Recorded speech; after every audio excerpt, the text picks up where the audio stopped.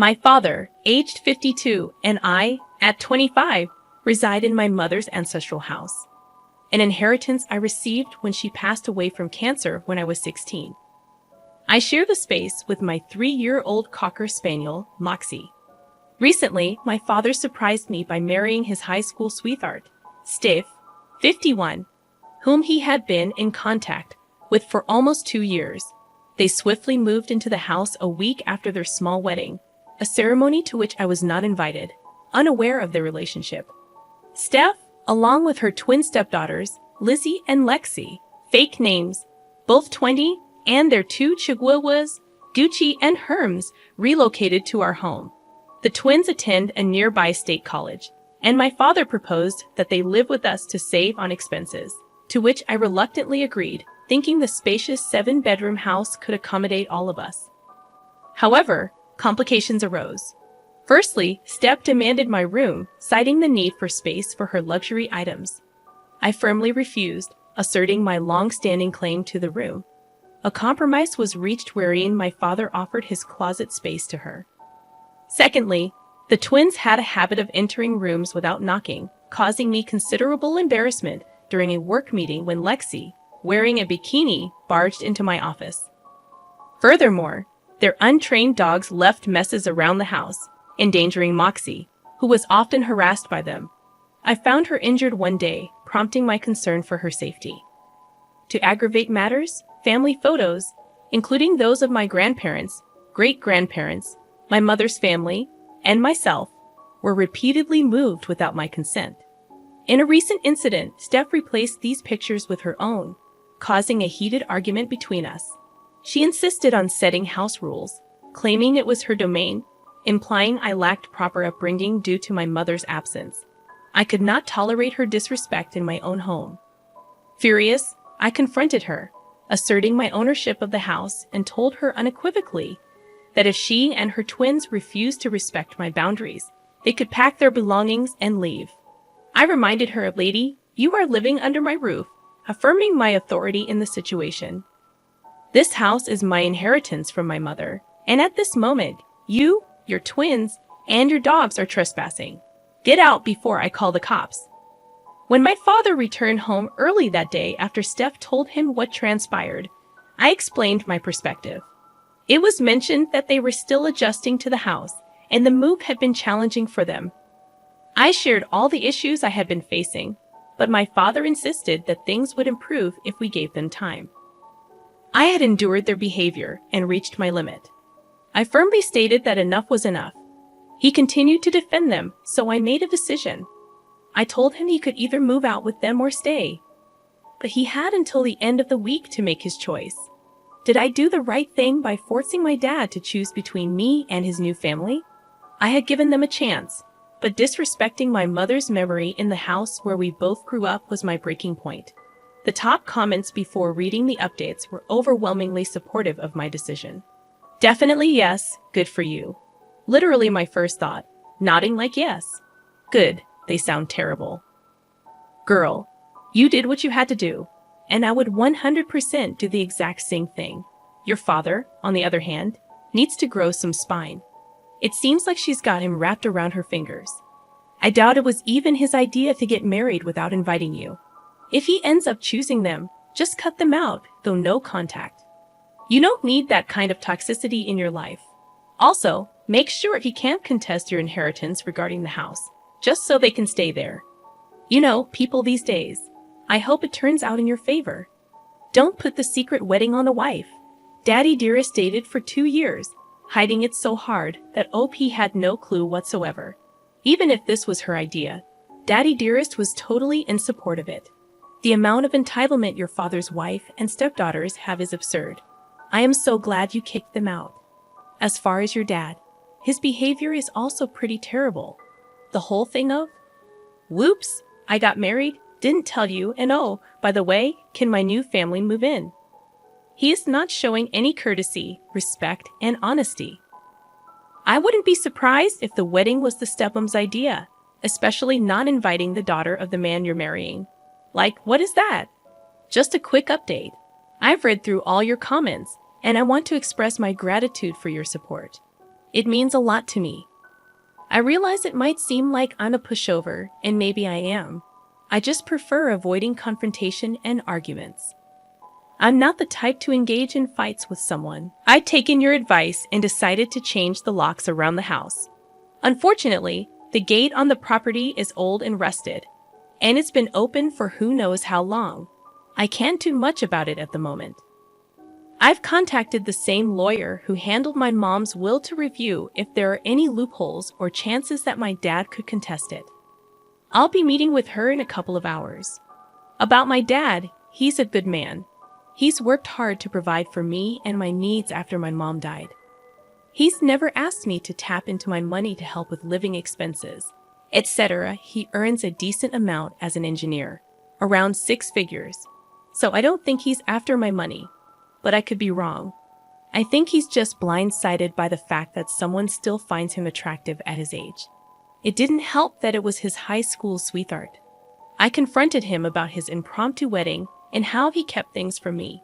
He said he didn't know how I would react if I knew he was dating his ex-girlfriend before he met and admired my mom.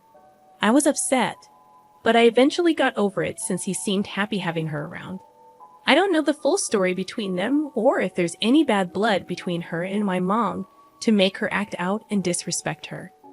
Steph and her daughters are staying somewhere in town now. Frankly, I don't care to find out where. They have the means to take care of themselves, and if they run out, they can always sell their luxury bags. They seem to have so many that they require a whole closet just to store them. For those wondering about my relatives, my mom was an only child, and my grandparents left everything to her.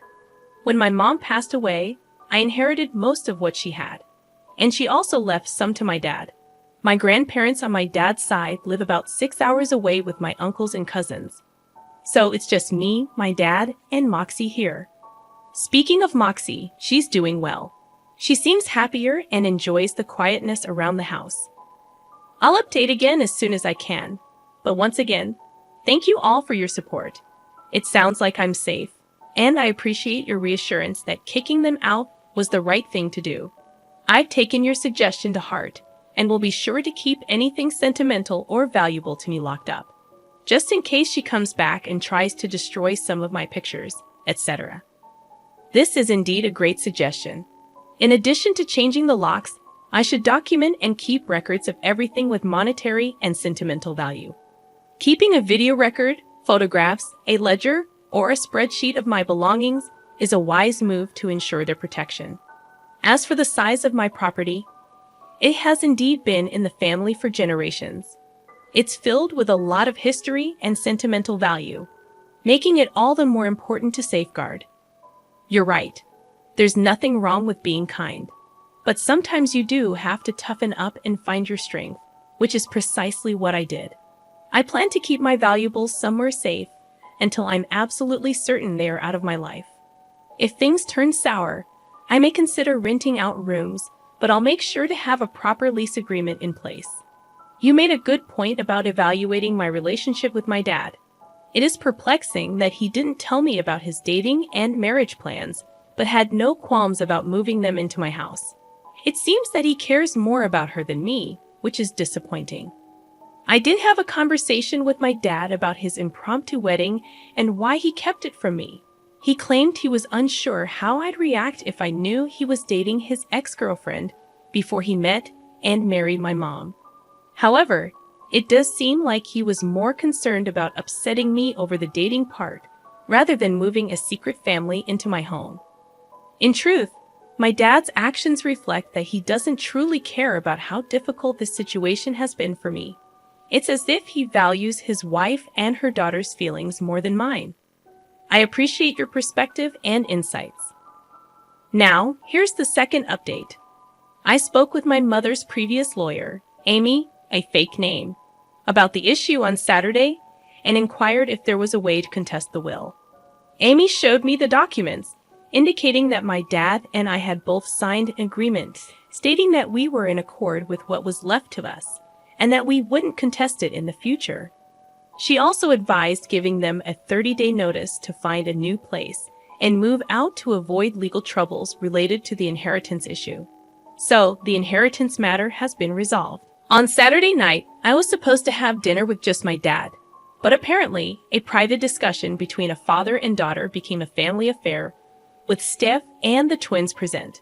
To cut short the misery, I informed them that I had consulted Amy regarding the house and other legal matters, and that they had 30 days to find a new place and move out. Steph tried to object, but I shut her down, suggesting that we all go to family therapy and take some time to get to know each other. I rolled my eyes at the mere thought.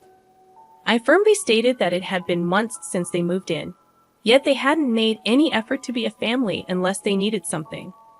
I had had enough, so I asked my dad if he was going with them or staying, indicating that his decision would determine which items he could take with him. He seemed confused, asking if I was kicking him out. I clarified that I wasn't, but wherever he decided to go, he would have to manage on his own. However, I made it clear that I wouldn't maintain contact if he chose to leave. Steph asked why I was evicting him from his own house, to which I replied that I inherited the house from my mother. There seemed to be a misunderstanding on their part, particularly with Lexi, who argued that it would be difficult to move since they were in the midst of finishing the spring semester and finals were just a few weeks away. I simply smiled and suggested they find a new place swiftly. After that, I left the conversation. On Easter Sunday, I invited my boyfriend, his family, and my two best friends over to celebrate. My dad had been calling me, and my brother had been answering his calls, inviting me to spend the day with them. However, as far as I'm concerned, the only family I recognize now are my two best friends, my boyfriend, and his family.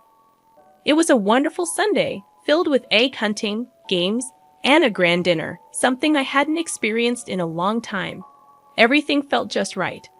Currently, I'm in the process of meticulously documenting every item in the house worth over $500. I had some people over to assist with this task. All the locks have been changed, and I've only given a copy to my boyfriend.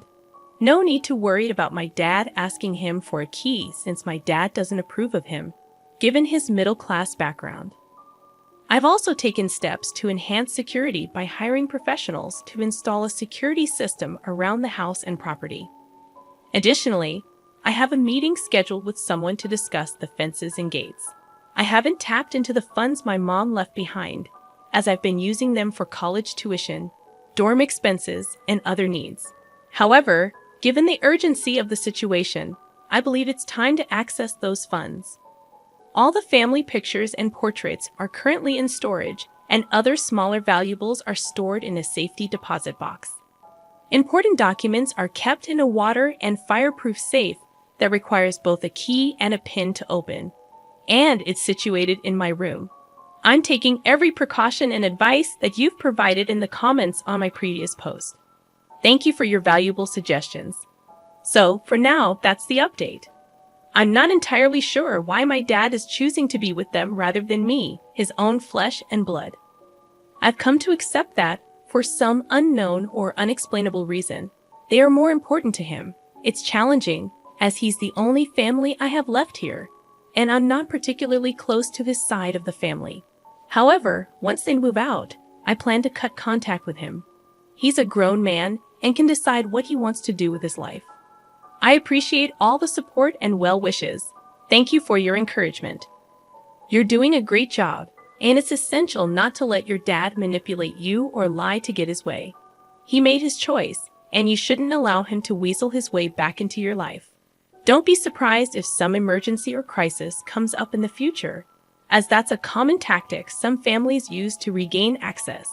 Stay strong and true to your decisions. I cut ties with them 3 years ago.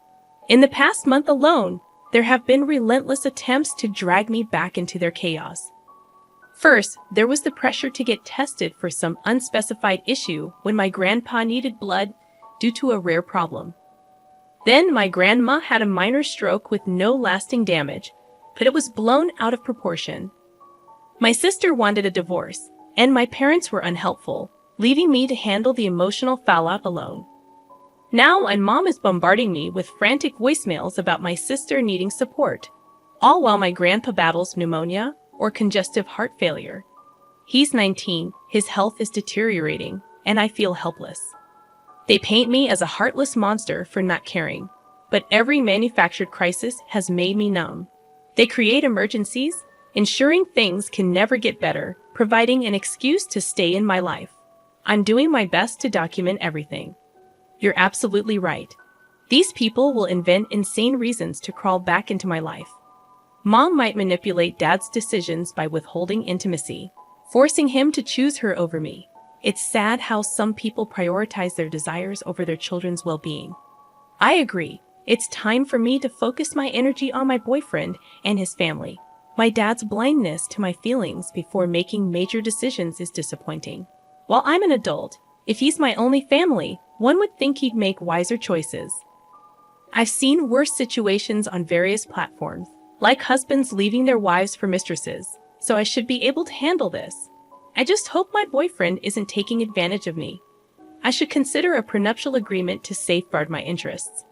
It's become apparent that she assumed my dad's house was her own, which is why she asked me to give up my room for her convenience.